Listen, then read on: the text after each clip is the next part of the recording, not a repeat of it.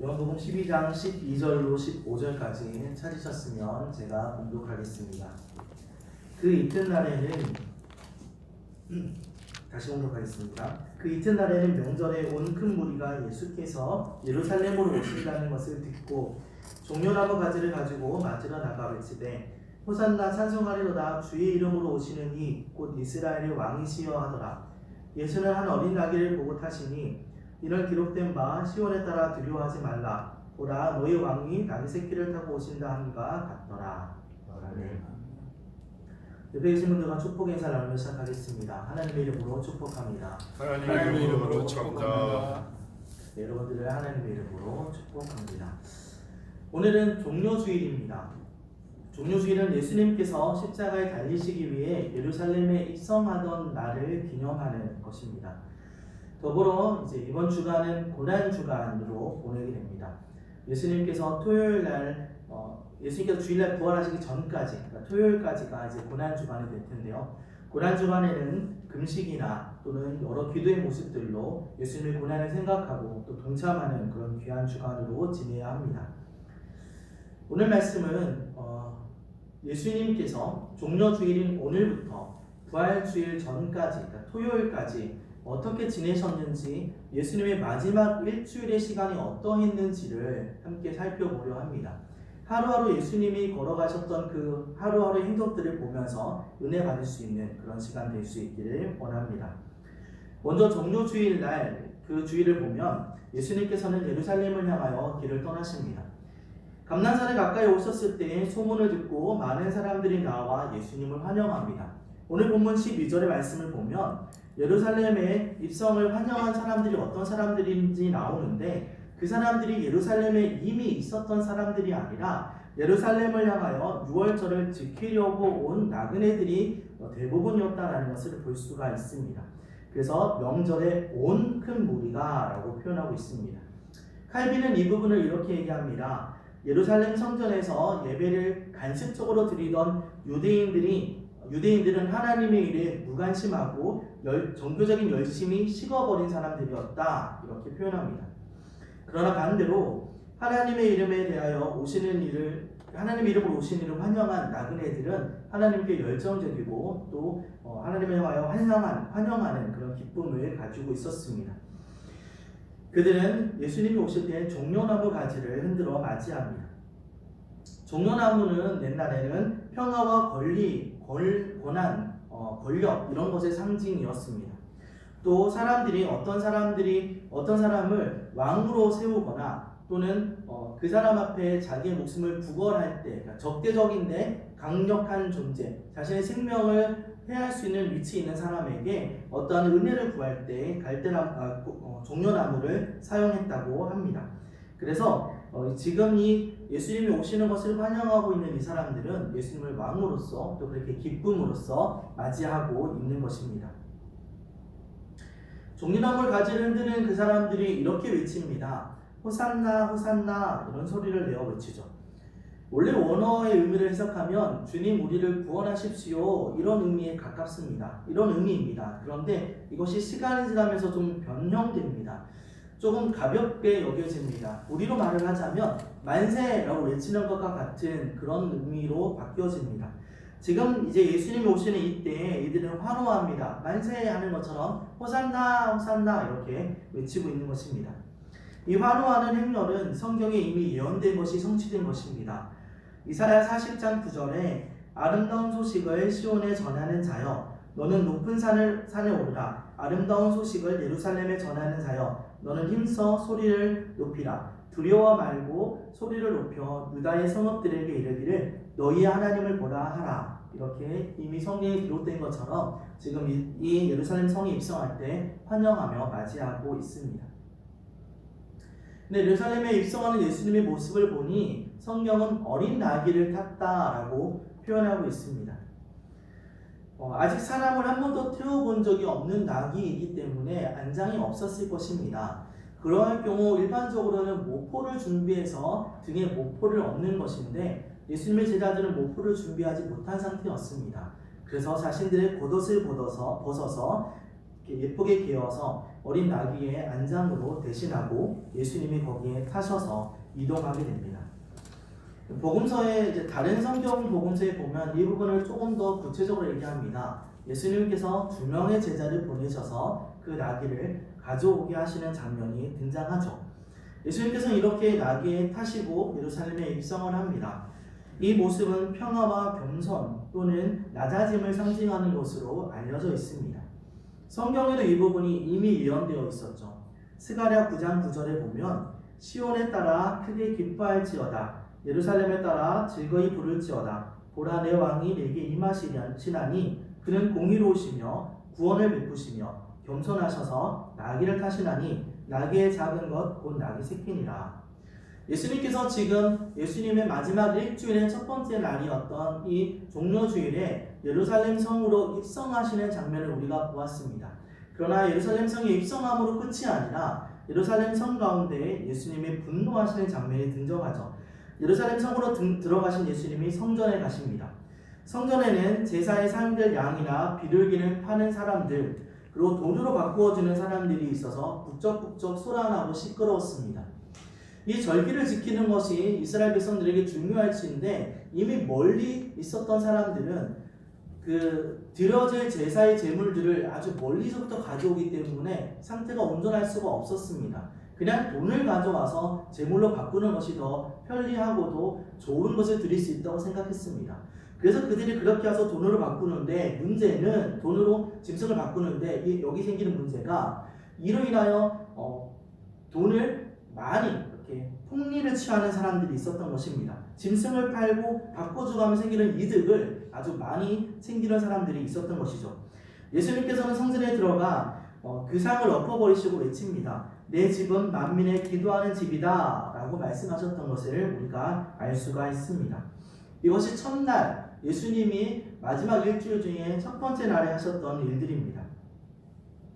월요일이 됩니다. 예수님께서 첫날에 베다니에 가서 머무시고 베다니에서 이제 일어나셔서 아침 일찍 예루살렘 성으로 다시 입성하십니다. 이때 예수님이 시장하셨다고 성경은 말합니다. 그래서 무화과 나무의 열매를 드시려고 했다라는 장면이 나오죠. 그러나 무화과 나무의 열매가 없었고 예수님께서 그것을 저주합니다. 그러나 성경은 말하기를 아직 무화과 나무의 때가 아니었다고 말을 하죠. 이때가 4월 초경이었으니 무화과 나무가 있을 리 없습니다. 예수님도 이미 알고 계셨을 것입니다. 그럼에도 불구하고 무화과 나무를 향하여 저주하여 영원히 열매를 맺을 수 없을 것이다 라고 말씀을 하죠. 대다수의 학자들은 이것을 향해서 행위로 표현한 비유였다라고 설명을 합니다. 예수님께서 잎사귀밖에 없는 나무에게 열매를 찾지만 못 찾고 그 열매 없는 나무를 마르게 하신 사건을 통하여 예수님이 원하는 성경이 원하는 그 열매를 맺지 못하는 자는 결국 처벌을 받게 될 것이다 라는 것을 상징한다 라고 해석합니다. 또 다른 의미로는 이것이 성전을 가리키고 있는 것이다 라고 말하기도 합니다.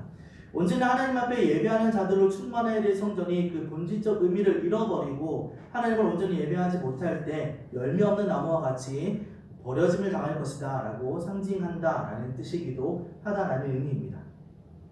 예수님께서 이렇게 월요일에 들어오시면서 무화과 나무 일을 하십니다. 그 기적을, 그 비유를 보여주십니다. 또 본인이 이제 순환의 때가 다가오고 있음을 아셨기 때문에 예수님께서는 십자가에 달리시기 전까지 매일같이 예수님의 제자들을 데리고 예루살렘 성전에 가서 하나님 말씀을 가르치는 장면이 등장합니다. 여러 가지 비유로 백성들을 가르칩니다.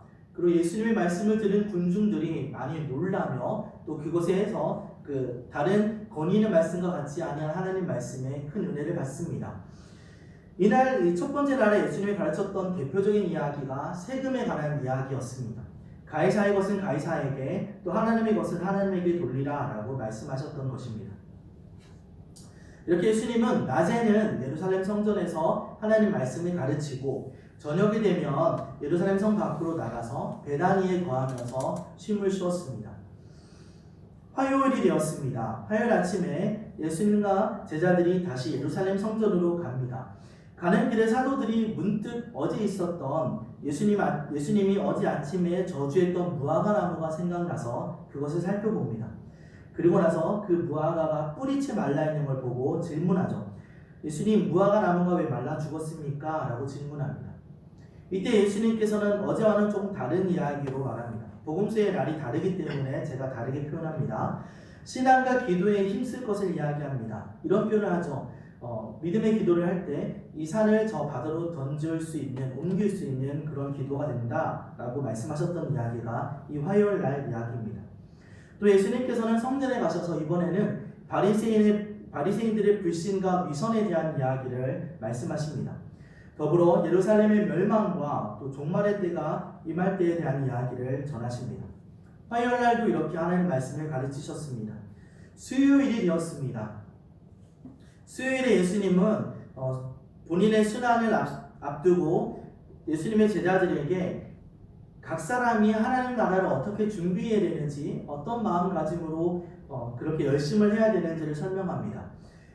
충실한 종과 불충실한 종의 비유를 하시기도 하시고, 열천의 비유를 이야기하시고, 달란트의 비유를 하십니다. 이런 것들을 통하여 준비하기를 이야기하시죠. 또 최후의 심판에 대해서도 말씀해 주십니다. 예수님께서 이렇게 제자들을 가르쳐 주시고 나서 예수님이 당하실 그 고난에 대한 이야기도 하십니다. 마태복음 26장 2절에 너희가 아는 바와 같이 이틀이 지나면 유월절이라 인자가 십자가에 못 박히기 위하여 팔리리라 하시더라. 이전까지 사실 예수님은 하나님의 때가 아직 임하지 않았기 때문에 본인이 고난당하거나 잡힐 만한 일들을 피하는 것이 합당합니다. 그러나 지금부터는 예수님은 피하지 않고 오히려 담대하게 이것을 드러내시고 또 그것에서 하나님의 말씀을 전하며 있으십니다. 이 수요일 날에 독특한 일이 하나가 있었죠. 이날에 마리아가 예수님 발에 향유를 붓고 자신의 머리카락으로 예수님 발을 씻습니다. 그러나 이 모습을 보던 가룟 유다는 이것을 부정적으로 여기죠. 아깝다고 여깁니다. 그걸 팔면이라고 이야기를 하죠. 이때부터 결국 유다는 예수님을 팔게 될 생각을, 예수님을 배반할 생각을 가지게 됩니다. 그 밤에, 수요일 밤에 최고의회였던 그 의회에 유대의 많은 종교 지도자들이 모여서 예수님을 백성들 모르게 잡을 생각을 하고 있었습니다. 근데 좋은 방법이 떠오르지 않아서 어떻게 해야 할지 모를 그때에 예수님의 제자 중 한 명이었던 가룟 유다가 그 자리에 나타납니다. 그리고 가룟 유다가 예수님을 잡는 것을 도와주겠다고 그 시간 결의하죠. 그로 말미암아 은 30을 받는 것이 이 수요일 날에 있었던 일입니다. 이렇게 수요일이 지나고 목요일이 됩니다. 예수님은 유월절을 준비하며 날이 저물 때에 제자들과 함께 식사를 합니다. 그리고 그 식사의 자리에서 제자들의 발을 씻겨 주십니다. 예수님은 겉옷을 벗으시고 긴 속옷이 길게 되어 있는데요. 긴 속옷에 허리에 수건을 두르십니다. 그리고 그곳에 무릎을 꿇어 제자들의 발을 씻깁니다. 이것은 종의 모습입니다. 종이 이렇게 하는 그 모습 그대로 허리에 수건을 두르고 무릎을 꿇어 이렇게 씻기시는 겁니다. 구류로 만든 대야에 물을 담고 예수님이 제자들의 발 아래 허리를 숙여서 그들의 발을 하나하나 씻어주시는 것이죠. 그리고 수건으로 닦아주시는 것.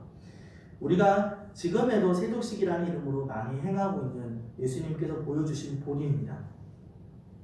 남의 발을 씻는다라는 것은 크게 두 가지였습니다. 자녀가 부모를 너무너무 존경하고 사랑하여 그에게 행하는 가장 큰 표현으로 발을 씻기도 했었고, 종이 그 주인을 존경하는 마음으로 씻는 행위이기도 했었습니다. 예수님께서는 이렇게 하심으로 자신의 사랑을 또 섬김이 어떤 것인지를 친히 그 겸손의 모습으로 가르쳐 주십니다. 이 자리에서 예수님은 최후의 만찬을 제자들과 함께 하시며 성찬에 대하여 알려주십니다. 제자들에게 떡과 포도주를 나누어 주시고 말씀하셨습니다. 예수께서 떡을 가지고 축복하시고 떼어 제자들에게 주시며 이르시되 받아서 먹으라, 이것은 내 몸이니라 하시고 또 잔을 가지고 감사하기도 하시고 그들에게 주시며 이르시되 너희가 다 이것을 마시라, 이것은 제 사함을 얻게 하려고 많은 사람을 위하여 흘리는 바 나의 피 곧 언약의 피니라. 이렇게 예수님은 제자들과 함께 성만찬을 하십니다. 그리고 나서 예수님은 기도하러 이동을 하시죠. 예수님과 제자들이 겟세마네 동산에 올라갑니다. 그곳에서 예수님은 특별히 베드로와 야고보와 요한을 데리고 조금 더 떨어진 곳에 가셔서 기도하십니다. 그리고 간절히 기도하시기를 제 뜻대로 마시고 아버지의 뜻대로 하소서, 이렇게 기도를 하십니다.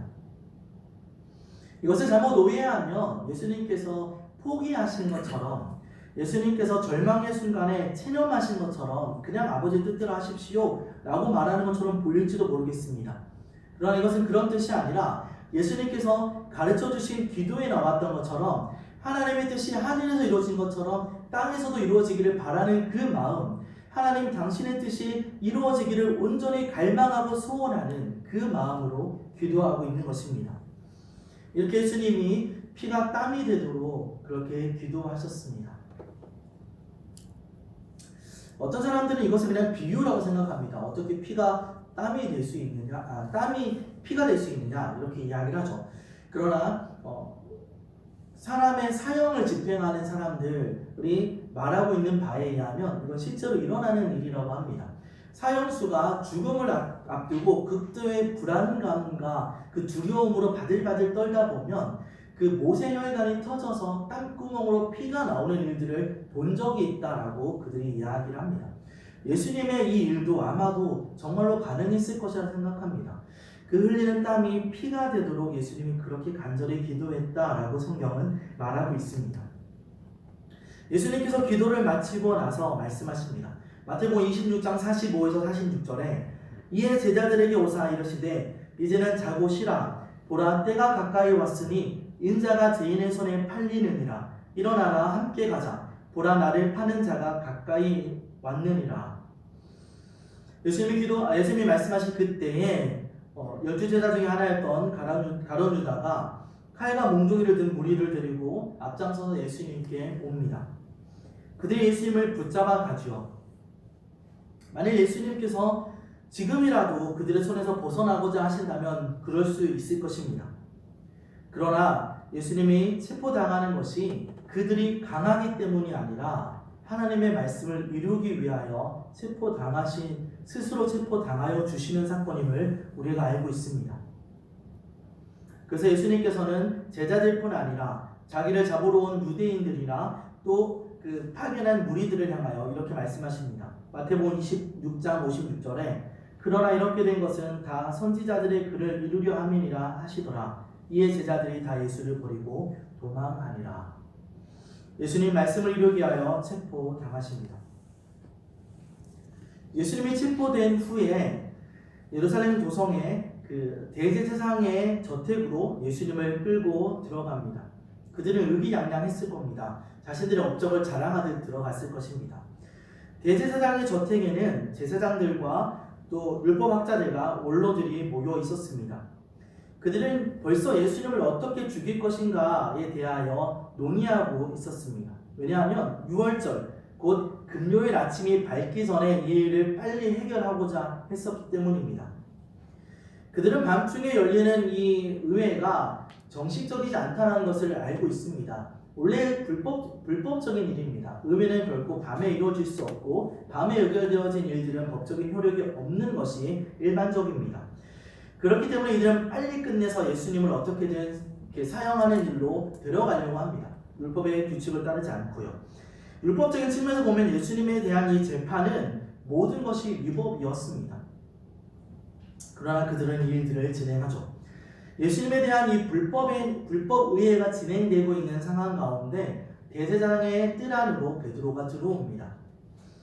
그는 자신의 정체가 드러나는 것을 두려워해서 예수님께는 분명히 호언장담했으나 내가 죽더라도 부인하지 않을 것이고 떠나지 않을 것이라고 말했으나 3번이나 예수님을 부인하는 장면이 나오죠. 심지어 성경에서는 이 3번째 부인하는 장면을 가리켜 베드로가 예수를 저주하였다, 예수님을 저주하며 부인하였다까지 이렇게까지 말씀하고 있습니다. 이때에 이 최고의회에서는 예수님에 대하여 결정을 내렸습니다. 예수님에 대하여 그 빌라도에게 데려가서 사형을 내려달라고 청하기로 결정을 하고 예수님을 그 저택의 대문 근처에 대기하게 하였습니다.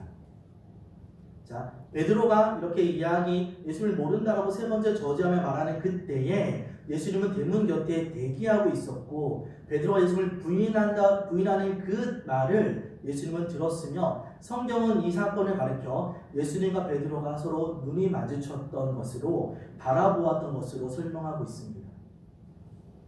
예수님의 마음은 어떠셨을까요? 그리고 베드로는 어땠을까요?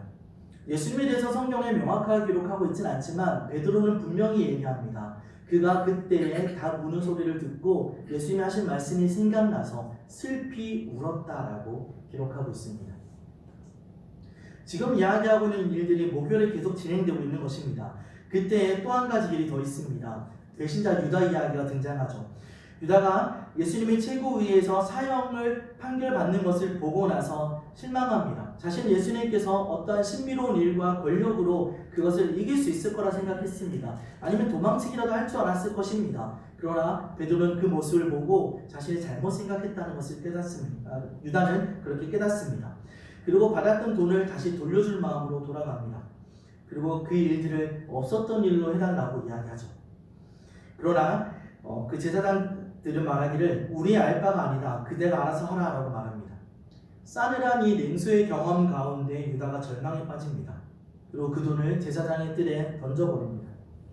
제의식에 휩싸여서 신음하고 고통하며 도망다니던 가룟 유다는 결국 스스로 목매었다라고 성경이 말하고 있습니다.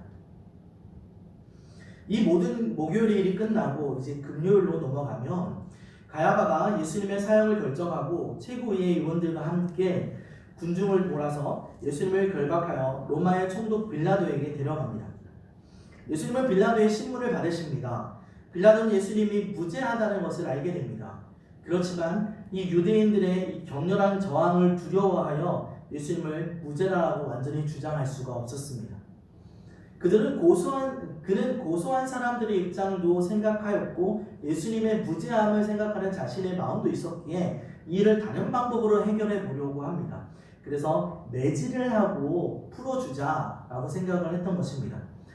일반적으로 매질은 사형수에게만 적용되는 것이었습니다. 그러나 아주 이례적으로 사형수가 아닌 자들에게도 적용되는 경험이 있다라고 문헌에 기록되어 있습니다. 그렇게 예수님을 때리고 풀어줄 마음으로 그가 일을 하지만 빌라도의 생각과는 다르게 때림으로 해결되지 않았습니다. 유대 지방에는 명절이 되면 로마의 그 총독이 군중의 요구대로 제수 하나를 놓아주는 관례가 있었습니다. 석방할 제수는 이 군중들이 선택을 하는 것이죠. 마침 그때 바나바라 하는 제수가 한 명 있었습니다. 바나바는 폭동 중에 사람을 죽인 사람입니다. 그에 대하여 기록된 것을 보면 그가 로마 군대에 반항하는 대항군으로서 많은 사람을 죽인 학살자다라고 기록되어 있습니다. 그래서 빌라도는 군중의 석방의 대상으로 예수님을 석방하기 위하여 많이 알려져 있고 또 이 사람이라면 예수님을 원하겠지라고 생각할 만한 바나바를 들이밉니다. 자, 여러분 선택하십시오. 이 바나바입니까? 아니면 메시아라고 말하는 이 예수입니까? 둘 중에 누구를 석방할 겁니까? 라고 말을 하는 것입니다. 자신의 예상대로 될 거라고 생각했을 겁니다. 예수를 풀어달라고 하겠지? 라고 생각했을 것입니다. 그러나 이미 비이성적인 그런 생각을 하고 있었던 이들은 마치 체면이나 어디 빠진 사람처럼 바나바를 풀어달라고 소리칩니다. 그리고 예수를 십자가에 못 박으라고 말합니다. 결국 예수님은 십자가에 사형이 결정됩니다. 예수님은 많은 고난을 당하십니다. 성경에 보면 어떤 군사는 예수님의 얼굴에 침을 뱉었습니다. 어떤 군사는 예수님의 눈을 가리고 뺨을 때리고 이렇게 말합니다. 우리 중에 누가 너를 때렸는지 맞춰보아라. 성경에 나오는 이야기입니다. 가시면류관을 머리에 댑니다. 가시가 그냥 짧은 가시가 아니라 엄청 긴 가시고요. 머리에 면류관을 대는 것으로 끝이 아니라 성경에 보니 그것을 때려서 머리에 박아서 피를 흘리게 하는 장면이 등장합니다. 역사관 요세푸스의 말에 따르면 사형수를 십자가에 못 박기 전에 세약하게 만들어서 그 사형수가 빨리 죽게 하기 위하여 채찍질했다라는 기록이 있습니다. 예수님도 채찍질 당하십니다. 유대인의 법에 따르면 태형은 40번까지 때릴 수 있게 되어 있습니다. 그런데 그것이 실수할 수 있기 때문에 39번까지 때리는 것으로 그들은 집행해왔고 성경에도 39번, 40대 하나 가만 매 이런 표현들이 등장을 합니다. 그러나 로마인의 법에는 횟수가 정해져 있지 않습니다. 다시 말하면 예수님께서는 몇 번 맞으셨는지 얼마나 많이 맞으셨는지 알 수가 없다는 것입니다. 또한 사형수는 자기의 형틀인 십자가를 지고 가게 되어 있습니다. 전부를 지고 가든 아니면 가로의 틀만 지고 가든 어떻게든 지고 가야 합니다. 학자들은 말하기를 아무리 그것이 가볍게 말하는 사람도 20kg, 많이 말하는 사람은 40에서 60까지도 말합니다. 채찍에 맞은 몸으로 골고다 언덕, 그 언덕의 경사가 얼마나 높은지 해골의 언덕이라고 부르는 그 길을 예수님은 걸어가야 하셨던 것입니다. 예수님이 십자가를 지고 길을 갑니다. 도성문 가까이 갔을 때 예수님의 육신이 더 이상 견딜 수 없을 만큼 세잔했다는 것을 로마의 군사들이 눈치챕니다. 로마의 군대 사령관은 공익을 위해서라면 어느 식민지 백성이든 징용할 권리를 가지고 있었습니다. 그래서 구레네 사람 시몬을 붙잡아 예수님의 십자가를 대신 지게 합니다. 구레네라는 지역은 북아프리카 해안 지방의 식민지였습니다. 마가복음에서는 이를 가리켜서 이 시몬이 알렉산더와 루포의 아버지였다라고 기록하고 있습니다. 이렇게 신원을 밝힌 것으로 볼 때 아마도 그의 아들들이 예수님을 믿게 되어 초창기 교회에 영향력 있는 일을 행사한 사람들로 되었을 것이다 라고 학자들은 말합니다. 그냥 예수님의 십자가를 덩달아 지었을 뿐인데 그들이 교회의 중요한 일을 감당할 만한 믿음의 사람으로 성장하게 되었다라고 말하는 것입니다. 예수님이 십자가를 지고 계속 길을 갑니다. 성경에서만 기록된 것만 보아도 최소 3번은 예수님은 넘어지셨습니다. 그러면서 그 길을 걸어가십니다. 그 후 예수님은 십자가에 못 박히셨습니다. 유대인들은 체면을 중요하게 여기는 사람들이었습니다. 그래서 사형수라 할지라도 겉옷은 가져가도 속옷은 가져가지 않았습니다. 그러나 로마인들은 그렇지 않았습니다. 사형수의 속옷까지 벗겨가는 것이 로마인들의 간행이었습니다. 예수님은 로마 군사에게 십자가에 못 박혔기 때문에 옷이 전부 발가벗긴 채로 십자가에 못 박히셨을 것입니다. 의복이 귀했던 고대에서는 전쟁을 할 때 적군을 죽이고 나서 그 옷을 가져가거나 사형수의 옷을 가져가는 것이 일반적이었고 많이 행해졌던 일이라고 합니다. 그래서 예수님이 입었던 옷도 보면 집행자들이 나눠 가졌다고 사복음서에 기록되어 있죠. 마가복음과 요한복음의 기록을 종합하면 예수님의 겉옷은 4조각으로 나누어서 하나씩 가져갔고 예수님의 속옷은 통으로 만들어진 옷이었기 때문에 찢어 나눈 것이 아니라 제비를 뽑아 가져갔다라고 말합니다. 예수님은 엄청난 수치를 당하신 것이죠. 그러나 이것도 하나님의 말씀에 성취되는 하나님의 약속의 성취였습니다. 시편 22편 18절에 내 겉옷을 나누며 속옷을 제비 뽑나이다. 그 말씀처럼 예수님이 그렇게 모든 옷을 빼앗기고 벌거벗긴 당한 상태로 십자가에 매달리게 되십니다. 예수님의 마지막에 대하여 성경은 이렇게 말합니다. 누가복음 23장 46절에 예수께서 큰 소리로 불러 이르시되 아버지여 내 영혼을 아버지 손에 부탁하나이다 하고 이 말씀을 하신 후에 숨지니라.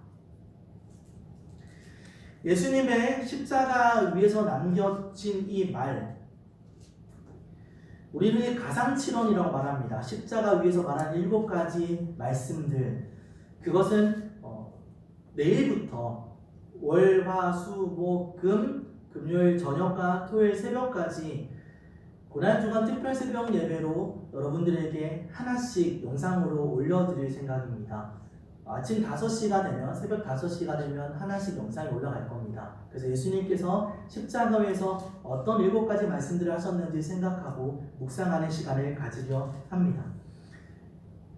부족하지만 제가 지금 가지고 있는 이 계획들은 오늘 말씀을 통하여 예수님께서 걸어가셨던 일주일의 그 마지막 삶이 어떠했는지 돌아보는 것이고, 또 새벽의 예배 시간들을 통하여서 예수님께서 하셨던 7가지 말씀들이 어떠한 것이었는지를 묵상하는 것이 제가 가지고 여러분과 나누고 싶은 은혜인 것입니다.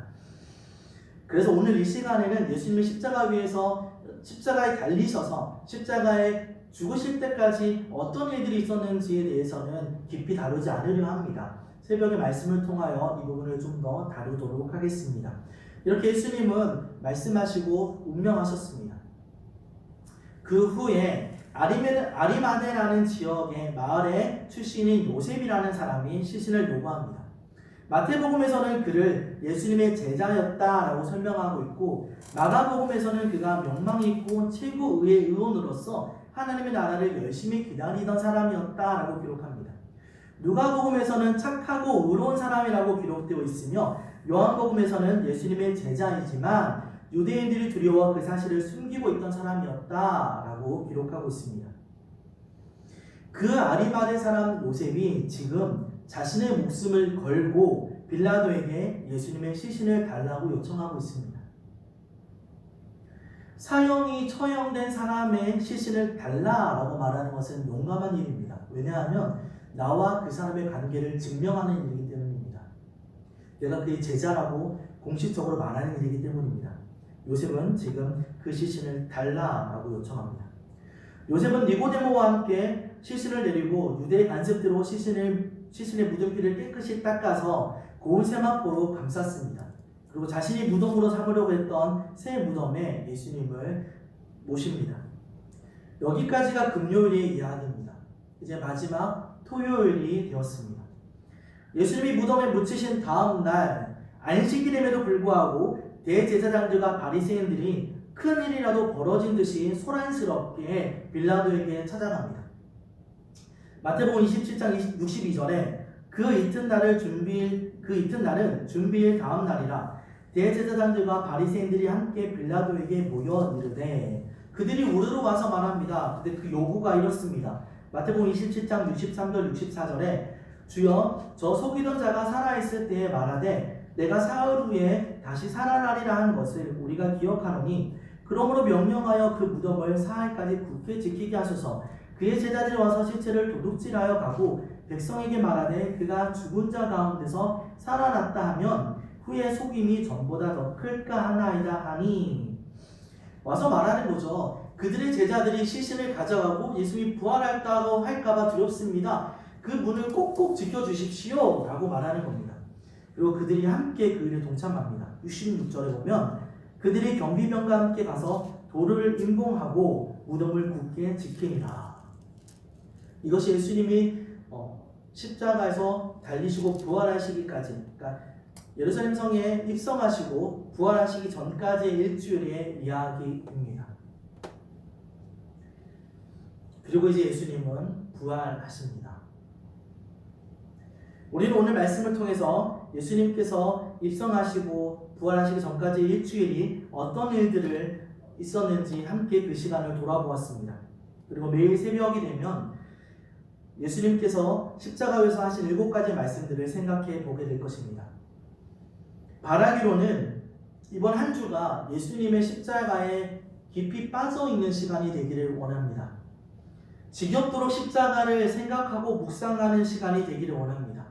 요일별로 생각도 해보고 예수님께서 십자가에서 하셨던 말씀들도 생각해보며 그렇게 한 주간을 보냈으면 좋겠습니다. 이렇게 한 주간의 시간 동안 예수님이 걸어간 일주일 그 기간들을 나도 같이 보내고 예수님이 하셨던 말씀들을 나도 같이 묵상하며 보낸 후에 맞이하는 부활주일은 우리에게 놀라운 감격이 될 것이라고 말씀드릴 수 있습니다. 아무쪼록 예수님의 십자가 그 은혜를 묵상하며 또 그 모든 시간에 동참하고 그것을 깊이 우리 마음에 새기는 그런 귀한 은혜의 시간이 될 수 있기를 간절히 소원합니다. 기도하겠습니다. 하나님, 그냥 매년 돌아오는 종려주일이요 고난주간이요 부활주일이 아니기를 원합니다. 예수님께서 어떤 일들을 경험하셨고 어떤 말씀들을 하셨는지 우리가 생각해 보기를 원합니다. 그 십자가가 어떤 의미이며 왜 고난을 당하셔야 했는지를 우리가 다시금 기억하기를 원합니다. 이 한 주가 그냥 흘러가는 것이 아니라 예수님의 십자가를 묵상하고 그날의 일들에 동참하고 그 의미를 다시 한 번 더 우리 마음에 기억하는 시간이 되기를 원합니다. 하나님, 이 한 주 동안 우리 함께하여 주시고 그로 말미암아 누리는 부활주일의 큰 기쁨을 우리가 다 마음에 간직하게 하여 주시옵소서. 감사합니다. 하나님, 우리 위하여 고난당하시며 죽으시고 부활하신 그 하나님의 놀라운 은혜에 또 감사를 드립니다.